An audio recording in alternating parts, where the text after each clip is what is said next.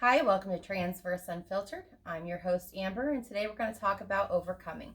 First, I want to say a special thank you to all of our viewers out there for supporting us and sharing your amazing journeys and your experiences with us. We love hearing from every one of you. Last week, we did not post a video, and that was because Phoenix was down in Florida visiting her best friend for her birthday. So, nobody missed anything. We just wasn't able to post last week, and it was good for her.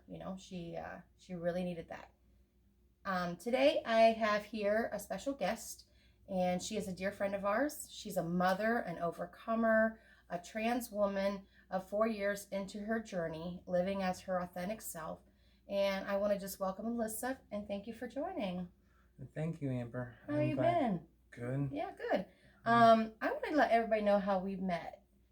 How you come to know Phoenix and I. Okay, well, I met Phoenix online through a mutual friend, and then I invited her to a support group, and she came, and we hit it off as friends from there on.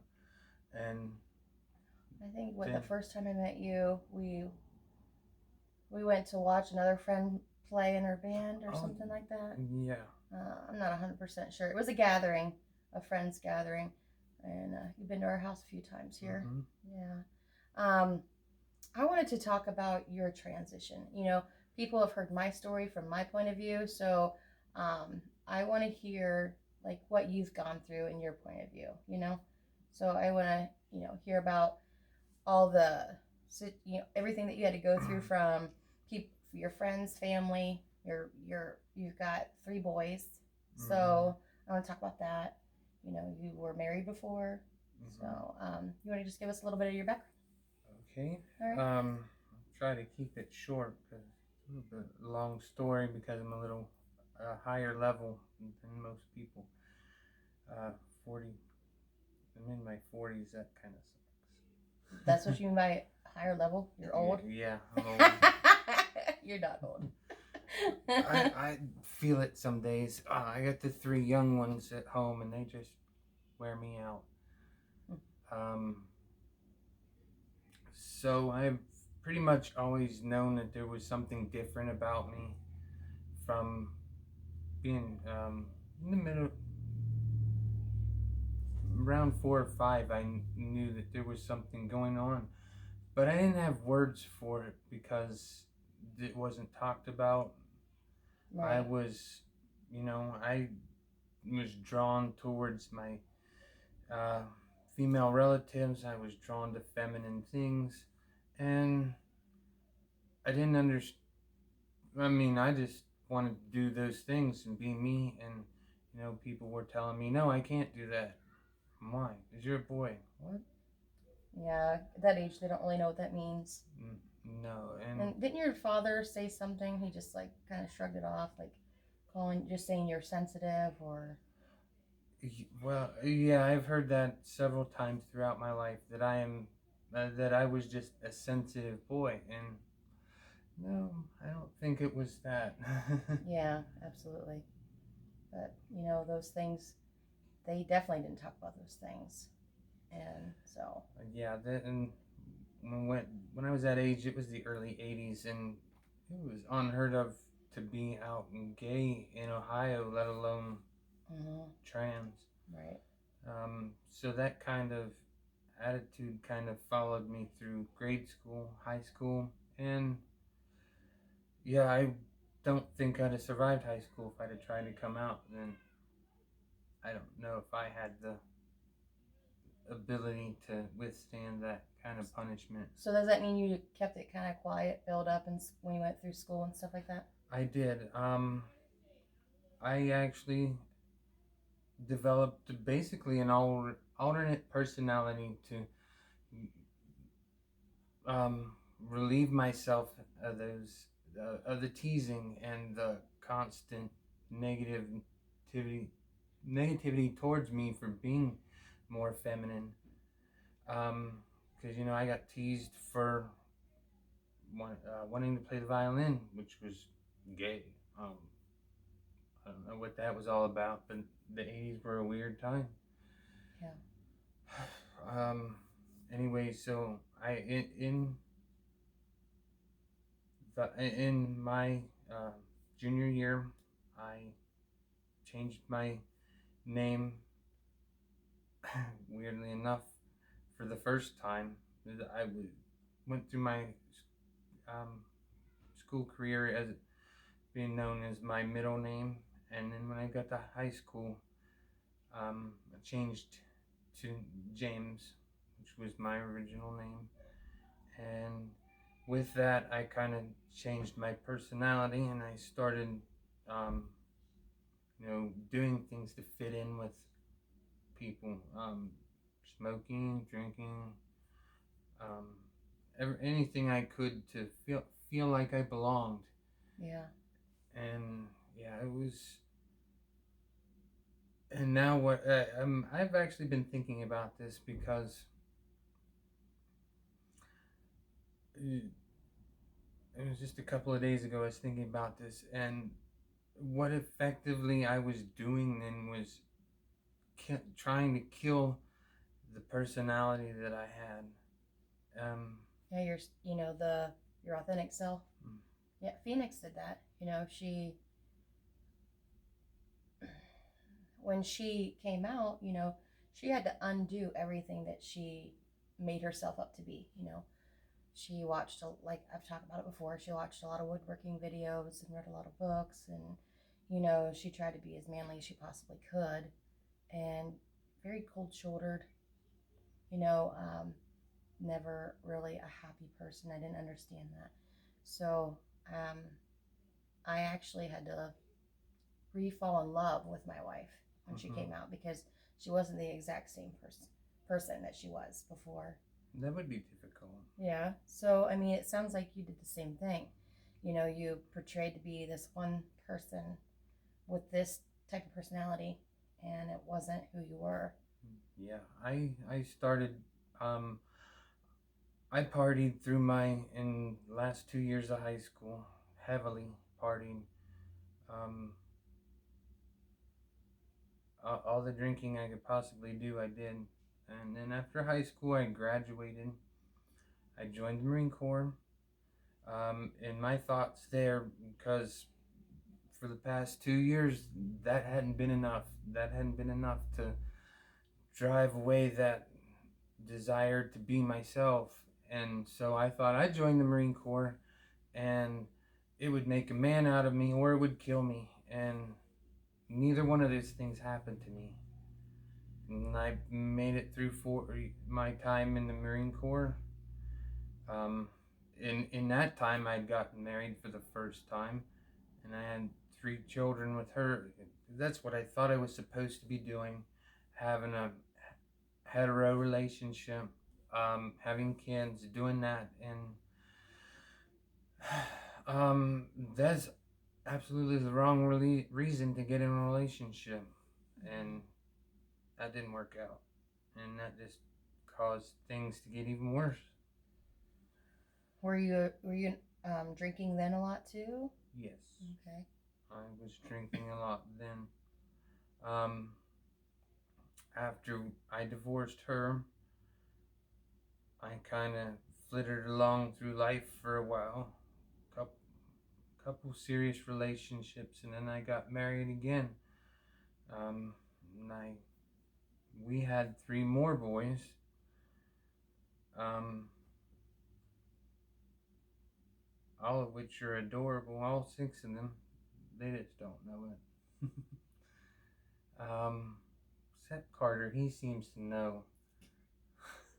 The little one? Yeah, Yeah. he's pretty. That's because everybody tells him he's cute. It's true.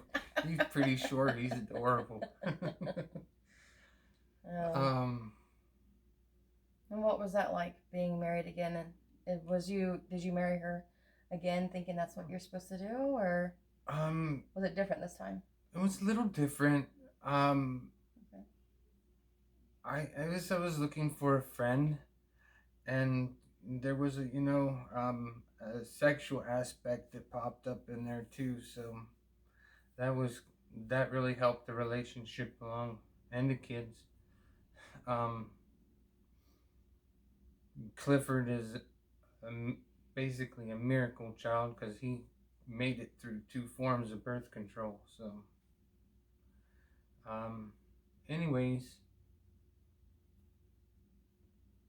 um, the first couple of years were pretty good, and then you know, Clifford and Seth were about 10 months apart, so that consumed our entire life because we had 2 babies, 2 car seats, twice the diapers, twice everything, and it was a struggle for 2 of us. I couldn't imagine how a single person would do it. And I have to say, I really thank goodness that my wife was there at the time. I don't know. I mean, with me drinking the way I was, I don't know if I'd have been able to do it. I hope. Maybe I'd have gotten Help sooner. sober quicker. Yeah. So, how did drinking help numb that? Did it just did it help you forget? Help you not care? It just was enough to push it down, push it back. So it was only a slight pressure on the closet door. Um, when I finally quit, I had gotten a DUI, and it became glaringly apparent that something was a problem, and it turned out it was the drinking. I just didn't realize it then. Okay. How long have you been sober? Um, on the 15th of December, it'll be 2 years solid that I haven't had a drink at all. Good for you. And I've been in recovery for 5 years since the DUI, but it took a while for me to get from drinking that heavy to nothing at all. But Okay. I guess any way you get there. So, what made you finally stop? Um, The fact that you were able to be, fully your authentic self? Because it's been about 2 years, right, since you've been yes, seeing the doctor in Columbus yes. and having the right medication? That was actually coincided with the whole thing of me quitting drinking, because I had relapsed just prior to that. I'd been on a 2 week bender. Um, drank through whatever spending cash I had, and I sobered up. And one of the problems that had been keeping me from staying sober was my my dysphoria, and me trying to come to terms with being transgender, because it's hard, and it's hard when you're trying to fight it, and it's um, not been an easy transition either, but it's been so much better. But on December 15th of 2017, I decided to go to my first 12-step meeting, um, as my authentic self, as Alyssa, because I just found an LGBT group, and that was the only thing that made me go back to those kind of groups, because I'd been doing it for 3 years before, and it hadn't clicked. But what clicked was the fact that I knew at that point that I had to transition, or I was going to end up drinking myself to death, or um, I would either drink myself to death, or I'd end up doing it myself. Um, and I went to the group. I met a wonderful woman that became my sponsor, and she showed me a little bit of a perfect stranger. She just had her open arms, and showed me some love when I didn't feel that I deserved any at all, and things started looking up from there, and um, So I went to that meeting as Alyssa and went to every other meeting as Alyssa, and everything started going from there. I'd been my going through the HR team, and then it was about a year ago I finally got through the name change process, and that helped a lot. And when I did that, and then I came out at work, so it's been a little over a year that I've been 100% out with everything, everywhere, everybody, and it's been so amazing because I don't have to bounce back and forth. That was rough because I was doing that for in the beginning, be myself at home or when I'm going out in town, but then I have to come home, um, take it all off, go back to being what I was trying not to be, and that was a night that was starting to drag on me too. I almost relapsed because I was wanting to get away from that angst, and I was like, you just gotta push it a little bit longer. Um, Things are coming through. Got the paperwork in. You just gotta wait. Just gotta wait. So much waiting being a trans woman, and I assume trans man. I don't know that side of it. So when did you come out to your parents? I came out to them. About 2 years ago. Now, was this before you went down and got down to Columbus to get HRT? I'd already been on HRT for a while. Before you told them? Mm-hmm. Okay. Um, How they take that? I basically had decided that I would accept whatever it was that they decided to do, whether it be Stick around or go. I just was like, well, I guess that's their choice, and I'm gonna do what I need to do regardless. Well, it sounds like you needed to. You sound like you gave up. I mean, and I've thought about it this way is that they're gonna do what they need to do for themselves, regardless of what I'm doing. So, if that's what they needed to do, then I would be fine with that. I think it would hurt, but I'd be fine with it. Sorry. No, you're fine. I had said that same thing in one of my videos. I talked about when you come out and you're going to be an ally for your family, you have to be prepared what people are going to say. You have to be prepared to give up your entire family.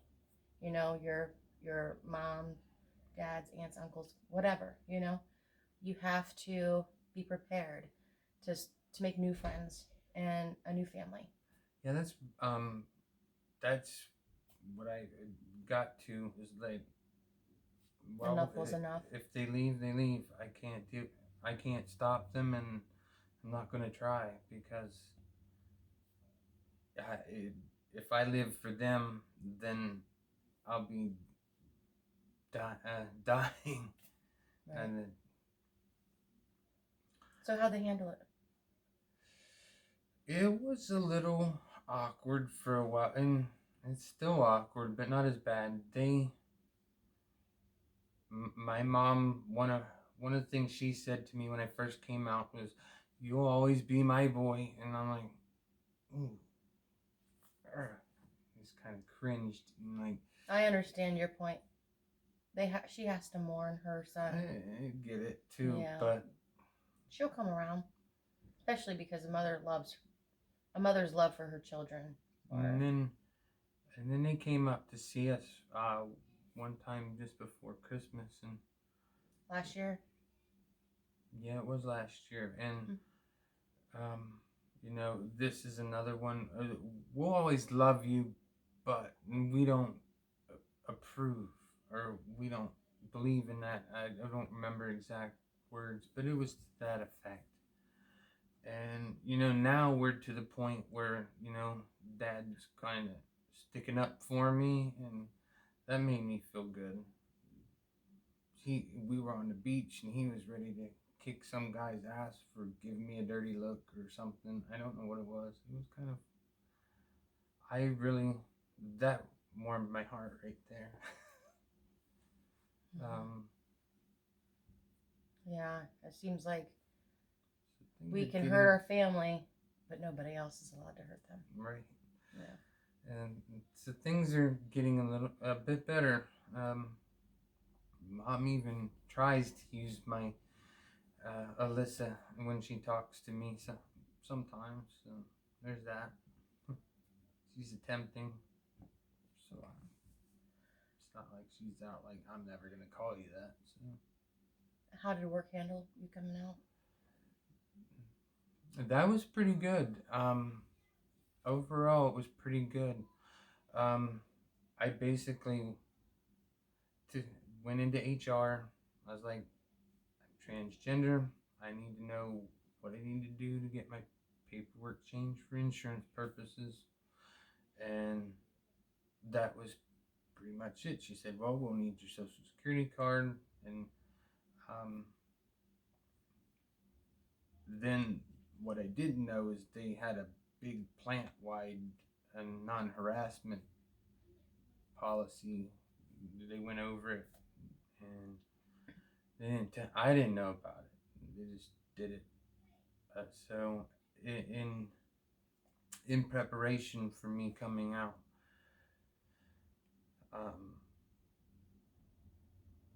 basically told them that there would be nothing tolerated in terms of harassment towards me, and which is fine. And I didn't really want any special treatment. I just wanted to be able to work as myself. Like I said, that was really dragging on me, and it's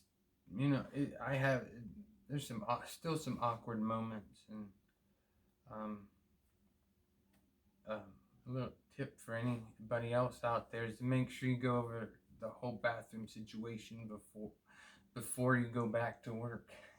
Get that out of the way. How you're gonna handle that?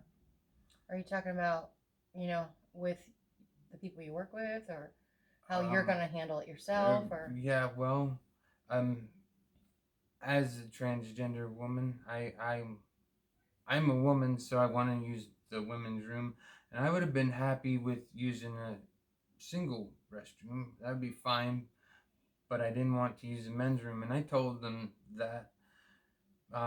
But we had a little hiccup in that because it wasn't. I started doing that before they told everybody,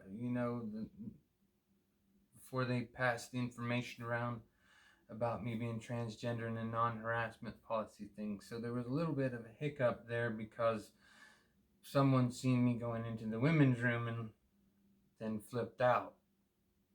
So that was a rough moment, but we made it through it. And now I just use the ladies' room, and I don't get any crap over it whatsoever. So. And then your boys, how long have they known?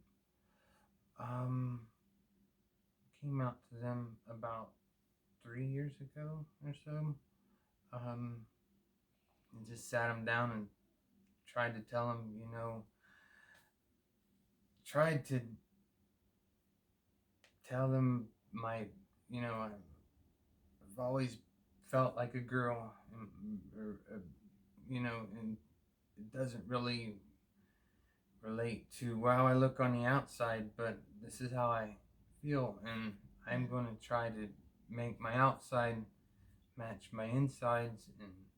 And they were like, okay, cool. Yeah. When Jackson found out about Phoenix, we hadn't socially transitioned for him, little Jackson. So, his comment was, "Well, I'm glad that Maddie gets to be herself." Oh. So I think kids today are pretty resilient. When it comes to those types of things, they don't care like we had to care about those things when we were younger. It's more acceptable. things are a bit different now. Yeah, for sure. For sure. Not as different as I'd like them to be, but they're different. I think one of mine has some worries at school about getting picked on because of me, and that's been a struggle to navigate around that. I've had those same worries, worrying about, if parents find out that I have a transgender wife, or even the fact that my son is transgender, you worry because people can be ugly, and it's not so much the children as the adults. So they can be pretty nasty and judgmental, and I worried about people not wanting their children to play with my son over that stuff. Yeah, and I've heard stories parents having that happen to their trans children, and that is really crappy to do, but some people will do it. Did you have other coping mechanisms? Did you get into anything else, or? I mostly drank because it was legal. Okay. Stayed away from everything else, mostly so I didn't draw any attention to the house, and kids didn't want to, start doing drugs, and then you get cops and stuff. You drink all you want. Did you ever smile before transitioning, or enjoy life? I mean, there were times when I did enjoy life, but my overall feeling was depressed. Yeah. So, I mean, I could rise over that level and have fun for a little bit, but it went back down. It would go right back down. Yeah, Phoenix has expressed that same situation. I've asked her, I said, "Were you ever happy?" And she said, "Oh yeah, I had happy moments," and and it would just go back to the way it was before. What would you do differently this time? Like, you did the DIY. Yeah. What, you were married twice. Would you have come out sooner to them, or would you have handled coming out to your ex-wife differently? How would that? What would you have done? I should have been more open to Samantha about my being transgender a lot sooner, and I guess part of the reason that I didn't tell her is because I was trying to deny it to myself. Right. I was trying to keep it pushed down, and kept it. I managed to keep it in the house. That's about the best I could do, and amazingly enough, she tolerated that much of it.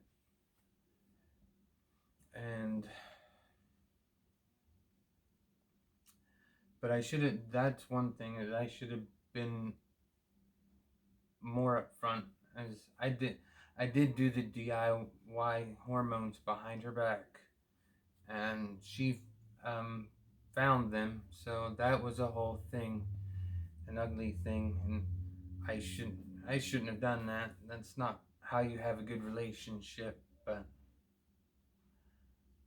again, I was not in a very good place.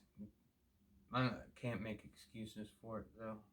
I just should have done the right thing in the first place. I feel like we should live in a society that should be okay to be yourself regardless too. So, my wife didn't tell me for 16 and a half years. We always fear losing the people we love the most, that mean the most. So I understand dying inside and trying to keep it from her so you didn't lose her at the same time. Ooh, my allergies are going a little crazy.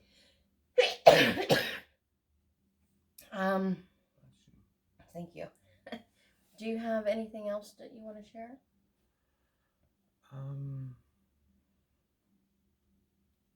Not. I can't think of anything right now. Sorry for about the running on and on and on. That's I'm a little okay. nervous. Do you have any pitfalls that you would avoid? um, the- I would. The one thing that I would say is try to be honest with yourself and get to somebody that's knowledgeable that can help you instead of trying to self medicate or self do that, because it doesn't work out very well. Okay. Well, that wraps it up for our show tonight. I want to say thank you for everyone for watching. Make sure that you subscribe, follow, and share our videos. We are on Facebook and YouTube. I would also like for everyone to throw some comments our way, some stories, and to keep those emails coming as well. You can email me at transverseunfiltered@gmail.com. And I want to say thank you for all the support from my family to you. We love you. Until next time, keep living your truth.